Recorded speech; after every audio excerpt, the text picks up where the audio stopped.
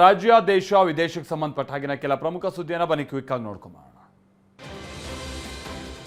ಚಿತ್ರದುರ್ಗದ ರೇಣುಕಾಸ್ವಾಮಿ ಕೊಲೆ ಕೇಸ್ನಲ್ಲಿ A14 ಪ್ರದೋಷ್ ಮಾಫಿ ಸಾಕ್ಷಿ ಅರ್ಜಿ ವಿಚಾರಣೆ ನಡೆಸಲಾಯಿತು. 59ನೇ CCH ಕೋರ್ಟ್ನಲ್ಲಿ ವಾದ ಮಂಡಿಸಿದ ದರ್ಶನ್ ಪರ ವಕೀಲರು ನಿನ್ನೆಯ ಆದೇಶವನ್ನು ಪ್ರಶ್ನಿಸಿ ಮೇಲ್ಮನವಿ ಸಲ್ಲಿಸಬೇಕಿದೆ, ಹೀಗಾಗಿ ಮಾಫಿ ಸಾಕ್ಷಿ ಪರಿಗಣನೆ ಮುಂದೂಡುವಂತೆ ಮನವಿಯನ್ನ ಮಾಡಿದ್ರು.